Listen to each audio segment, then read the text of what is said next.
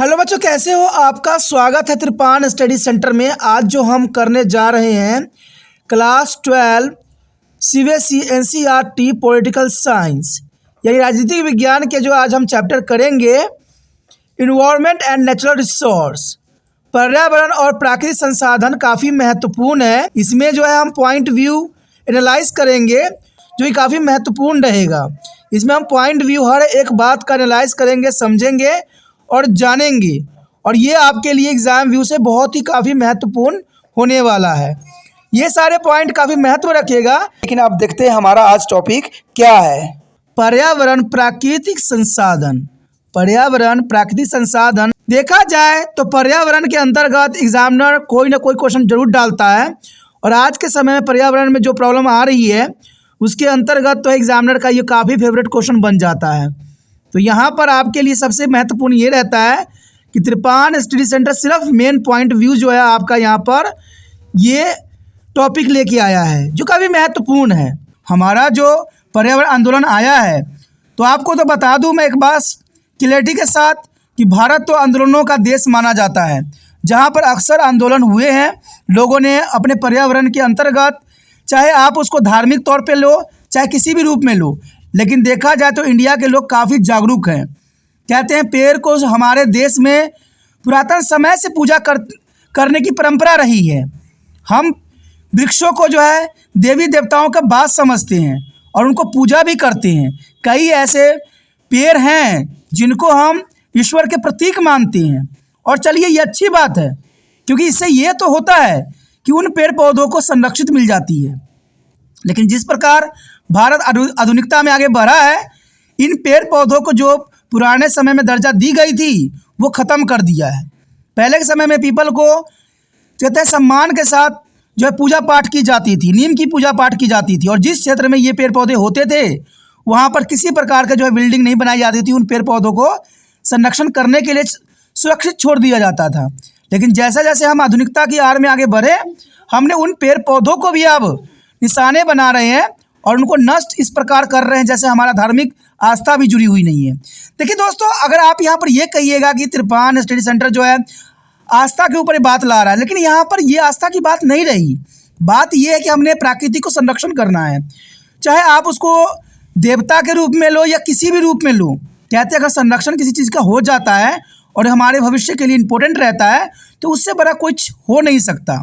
अगर आप पेड़ पौधों को कहते हैं ईश्वर के प्रतीक मानते हो, उसको नहीं काटते हो, उसको संरक्षित करते हो, तो आप जैसा महान कोई होगा नहीं। क्योंकि पेड़ पौधे तो एक महत्वपूर्ण है, क्योंकि पेड़ पौधा नहीं तो इंसान की अस्तित्व नहीं। और देखा जाए तो भारत में हम बेशक लिए कहते हैं कि यहाँ के लोग समझदार नहीं हैं, अनपढ़ हैं, लेकिन मैं एक बात सच्चाई के साथ कह सकता हूँ कि पर्यावरण के प्रति भारत जैसा देश सबसे अधिक जागरूक है, और विदेश में ऐसा कोई भी देश नहीं है जितना जागरूक भारत का देश में लोग रहते हैं। और यहाँ पर तो आपको पता है पेड़ पौधे बचाने के लिए चिपको आंदोलन का भी अनुसरण किया गया, और इवन बहुत से आंदोलन जो हुए, कभी नर्मदा बचाओ आंदोलन हुआ, कभी गंगा सफाई योजनाएं चलाई गई। तो भारत में इन चीज़ों के लिए बहुत ही प्रावधान है, जो अच्छी बात है। अब मुझे विश्वास है अगर हम आस्था के अंतर्गत रहते हैं तो हो सकता है कि हमारे जो है कहते हैं पानियों की, पेड़ पौधों की, हवाओं की संरक्षित हो सकता है। लेकिन हम जैसे जैसे नास्तिक बनते जाएंगे वैसे वैसे पर्यावरण पर इसका विपरीत प्रभाव पड़ता जाएगा, क्योंकि लोग अपने आप को आस्तिक में से नास्तिक में कन्वर्ट करेंगे तो उनको पेड़ पौधे के लिए मोह माया ख़त्म हो जाएगा। तो ये काफ़ी महत्व रखता है। देखा जाए तो पर्यावरण आंदोलन हमारे देश का एक महत्वपूर्ण हिस्सा रहा है।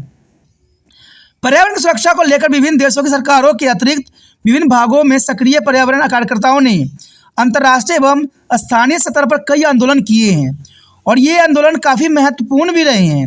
देखा जाए तो इन आंदोलन में बहुत से आंदोलन चलिए देखते हैं।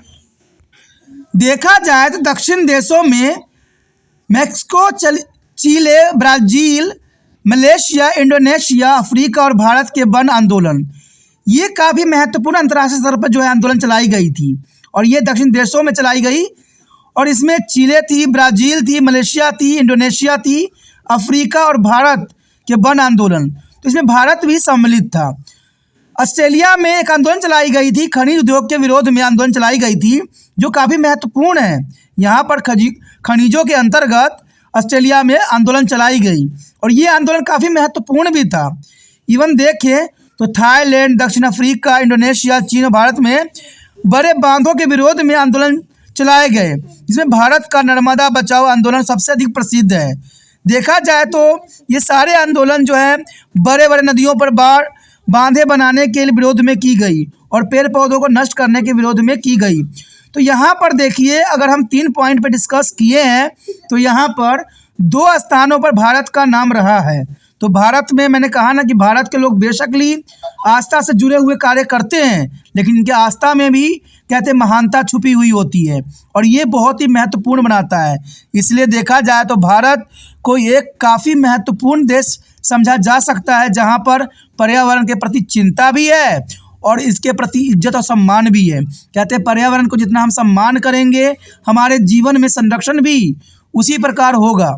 और इवन आपने देखा भी होगा कि कोरोना वायरस में कहते हैं भारत के लोगों पर कम इफेक्ट पड़ा और विदेशों में जो है इसका बहुत गहरा प्रभाव पड़ा। कारण यही था क्योंकि पर्यावरण भी जानती है कि भारत के लोग जो है पर्यावरण के प्रति बहुत ही संवेदनशील है और विदेश के लोग जो है संवेदनशील नहीं है। तो आपने देखा होगा कि जो देश संवेदनशील नहीं है उनमें क्या हालत रही होगी, और ये आपके आँख के सामने था। तो पर्यावरण ने संकेत दे रही है कि जो कंट्री इसका सम्मान करेगी उस कंट्री का ही जीवन अस्तित्व में रहेगा और जो सम्मान नहीं करेगा उसका जीवन नष्ट हो जाएगा। जर्नल सी बात है, नष्ट होने का कारण यही है कि जितना आप पर्यावरण को नष्ट करोगे प्राकृतिक संतुलन बिगड़ेगा और इंसानों के लिए खतरनाक साबित भी होगा। देखा जाए उसके आगे अगर हम बात करें संसाधनों की भू राजनीति, देखा जाए तो संसाधनों की भू राजनीति भी काफ़ी महत्वपूर्ण पॉइंट आता है कि यूरोपीय देशों के विस्तार का मुख्य कारण अधीन देशों का आर्थिक शोषण रहा है। देखिए यूरोपीय देश का विस्तार और इसका शोषण का कारण सबसे बड़ी बात थी कि उसके देशों का आर्थिक शोषण ही रहा है। जिस देश के पास जितने साधन होंगे उसकी अर्थव्यवस्था उतनी ही मजबूत होगी। तो ये काफ़ी महत्वपूर्ण बात है कि जिस देश की अर्थव्यवस्था मजबूत होगी उस देश में संसाधनों की भरमार होगी और जिस देश में संसाधन होगी वो देश तरक्की के उस चरम सीमा पे पहुंचेगा। तो इसके लिए जो है संसाधनों में भू राजनीतिक होना जरूरी है। इवन देखें तो इमारती लकड़ी, पश्चिम के देशों ने जलपोतों के निर्माण के लिए दूसरे देशों के वनों पर कब्जा भी किया ताकि उनकी नौसेना मजबूत हो और विदेशी व्यापार बढ़े। तो इसमें तो आपको पता ही होगा कि भारत का शोषण विदेशियों ने किया और इमारती लकड़ी का भी विदेशियों ने जम के जो है उपयोग किया, जिनके कारण भारत की अभी ये हालत है। कहते हैं भारत हर क्षेत्र में आगे है, पर्यावरण संरक्षण के नियमों में भी आगे है, लेकिन फिर भी सबसे अधिक पर्यावरण असंतुलन की जो भावना आई है, जो रिपोर्ट आई है पूरे विश्व में, तो वो भारत का ही नाम है। तो ये भी बहुत बड़ी दुखदायक परिस्थिति है। उसके पश्चात हम देखें तो तेल भंडार, कहते हैं विश्व युद्ध के बाद उन देशों का महत्व बढ़ा जिनके पास यूरेनियम और तेल जैसे संसाधन थे। कि कोई भी देश समृद्ध तब होता है जब उसके पास कुछ प्राकृतिक संसाधन होते हैं। भारत के पास बेशकली प्राकृतिक संसाधन नहीं है, लेकिन भारत के पास एक कहते हैं विशाल शक्ति है, मन की इच्छा है। विश्व के बाद उन देशों का महत्व इसलिए बढ़ गया क्योंकि यूरेनियम और तेल के संसाधन के पास बहुत से बहुत थे। विकसित देशों ने तेल की निर्बाध आपूर्ति के लिए समुद्री मार्गों पर सेना तैनात कर दी और आपको पता ही होगा कि ऐसा बहुत से युद्ध विकसित देशों ने लड़े जिसमें उनके पास यूरेनियम और तेल की कमी थी और जिन देशों में इन चीज़ों की संसाधन की भरपूर थी उन देशों में विकसित देशों ने हमला कर उनमें कब्जा करने की कोशिश किया या उसको अपने चाल से हथियाने की कोशिश किया। तो ये बात कहते हैं किसी को नुकसान पहुंचा के आगे बढ़ना ये कदाचित सही नहीं होता है। उसके पश्चात अगर हम बात करें जल की, तो कहते हैं जल जो है जीवन है और जल नहीं तो कल नहीं। ये तो आपने कई जगहों पर स्लोगन सुना ही होगा। कहते हैं पानी के नियंत्रण एवं बंटवारे को लेकर कई लड़ाइयाँ हुई है। जॉर्डन नदी के पानी के लिए 4 राज्य दावेदार हैं, इजराइल, जॉर्डन, सीरिया एवं लेबनान। देखिए ये काफ़ी महत्वपूर्ण है। जल के लिए लड़ाई हमेशा ही हुई है और आज के समय में जल की जितना महत्वता बढ़ गई है, आने वाला समय में जो है काफ़ी महत्वपूर्ण। कहते हैं एक बूंद भी शुद्ध जल मिलना संभव नहीं है, क्योंकि हमारे देश भारत में भी जल का जो है बिल्कुल ही दोहन हो रहा है, क्योंकि सरकार की नीतियाँ चेंज हो गई है। आज सरकार पानी फ्री कर रही है, तो इसके कारण जल भी दूषित हो रही है, क्योंकि लोग कहते हैं ना, फ्री की चीज़ों का जो है दोहन करना भारत की एक बहुत बड़ी परंपरा रही है। और जिन चीज़ों में भारत के लोगों को पैसा लगता है, उनमें वो सोचते हैं, विचारते हैं, फिर उपयोग करते हैं। अब देखिए, बिजली का अगर रेट बढ़ जाएगा ना, तो भारत के लोग पता क्या करेंगे, कहीं भी जाएंगे फटाक से बोलो या लाइट बंद कर देंगे। और ये भारत की बचत की सबसे बड़ी नीति रही है। लेकिन जैसे जिन राज्यों में भारत सरकार ने बिजली फ्री किया है, वहाँ पर दिन रात बल्ब जलते रहते हैं, क्योंकि वो इनका विचार यही होता है कि 300 यूनिट तो हम यूज़ कभी करते ही नहीं है, हम तो मुश्किल से 100 यूनिट यूज़ करते हैं। दिन भर जल भी गया तो क्या हुआ। तो आप देखिए ये नीति सरकार की कितनी महत्वपूर्ण है। इसमें हमारी बर्बादी की जो है सारी कहानी लिखी गई है। पानी का भी ऐसा ही हुआ है।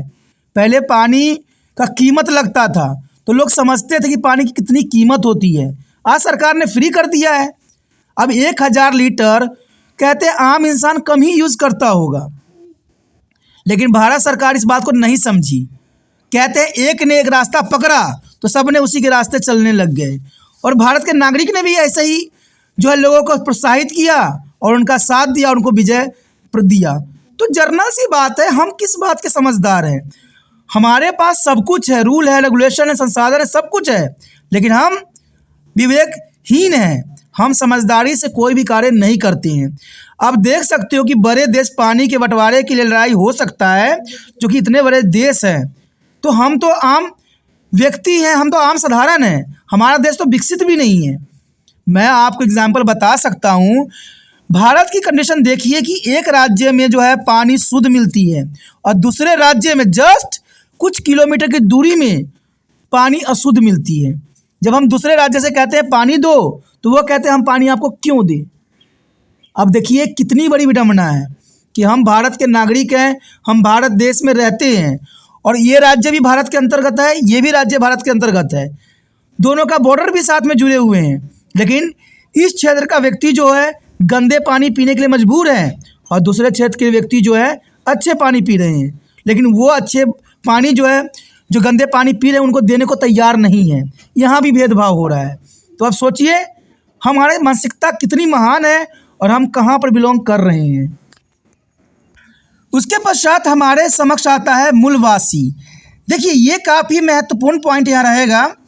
संयुक्त राष्ट्र संघ ने 1982 में ऐसे लोगों को मूल निवासी बताया जो मौजूदा देश में बहुत दिनों से रहते चले आ रहे हैं। चलिए ये तो बात जर्नल सी है कि कोई व्यक्ति किसी देश में 10 साल या ऊपर रहता है तो वो उस देश का निवासी बन जाता है तथा बाद में दूसरी संस्कृति या जातियों से उन्हें अपने अधीन बना लिया।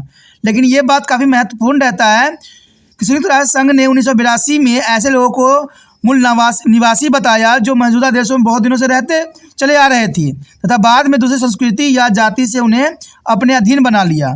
भारत में मूल निवासी के लिए जनजाति या आदिवासी शब्द का प्रयोग किया जाता है। अब देखिए मूलवासी के अर्थ होता है भारत में जनजाति आदिवासी, जो पिछड़े हुए वर्ग के अंतर्गत आते हैं और इनकी जो है तादाद भी काफ़ी है और भारत सरकार के द्वारा इनकी संरक्षण भी दी गई है। संयुक्त राष्ट्र ने इसको जो है मूल निवासी बताया है, लेकिन भारत में इसको जनजाति और आदिवासी शब्द का उपयोग किया जाता है, जिसे हम मूल निवासी कह सकते हैं। देखा जाए तो 1975 में मूल निवासियों का संगठन world council of indigenous people बना। यानी देखा जाए तो 1975 में मूलवासियों का संगठन world council of indigenous people बना, जो मूल निवासियों की मुख्य मांग यह है कि इन्हें अपनी स्वतंत्र पहचान रखने वाला समुदाय बनाया जाए।